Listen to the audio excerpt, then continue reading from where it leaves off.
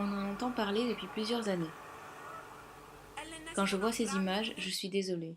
Pour moi, chaque personne, où qu'il soit, et quelle que soit leur origine, a le droit d'être en sécurité.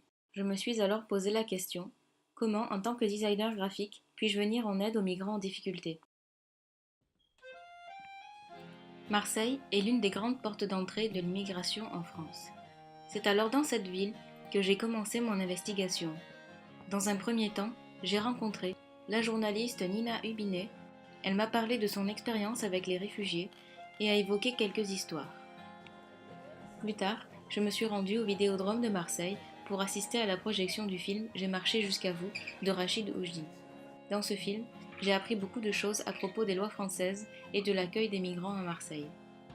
Il a alors démontré que ce sont les associations qui font le gros du travail et aident au mieux les migrants en difficulté, en attendant l'obtention du statut de réfugié. Après la séance, j'ai discuté avec un groupe de personnes et j'ai rencontré Ibrahim, originaire de Guinée.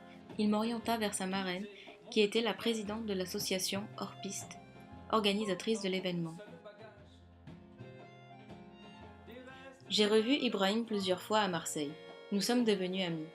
Il s'est confié à moi et a accepté plus tard de raconter son histoire face à ma caméra. Enfin, j'étais à Guinée, tout va bien. Mon père, il était imam.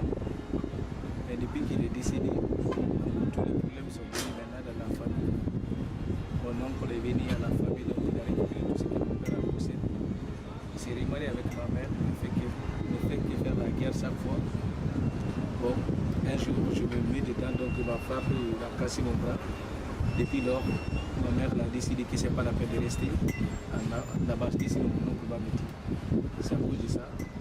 Donc, la seule maison que mon père a laissée à la côte de ma mère, c'est ça qu'il a vendu pour que je puisse venir. Il a donné l'argent à monsieur Passeur, c'est le passeur qui m'a mené jusqu'à en France. Le passeur aussi lui disait à ma mère chaque fois qu'il a des maisons en Espagne, tout ça là. Or que c'était juste, c'est un menteur. Il a juste récupéré de l'argent. Il nous a ramené jusqu'en France. Il nous a laissé à la Chacha, on a fait 2 semaines là-bas.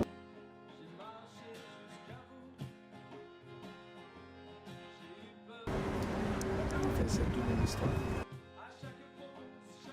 C'est à partir de ce moment qu'est né Premier Pas.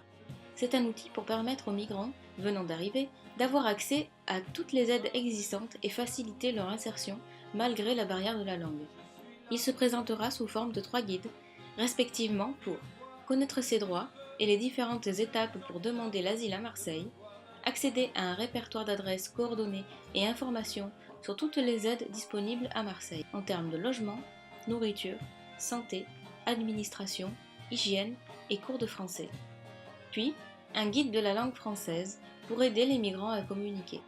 Le contenu se présente aussi sous la forme d'une application basée sur une map interactive où l'on peut retrouver tous les lieux cités dans les guides papier, avec le moyen de filtrer la recherche dépendant de notre situation. Femmes, hommes, mineurs isolés, et un moyen d'obtenir un itinéraire depuis notre position. La seconde initiative passe par la sensibilisation des habitants marseillais en menant une campagne d'affichage sauvage. Celle-ci expose au grand public des récits de migrants accompagnés de leurs photos.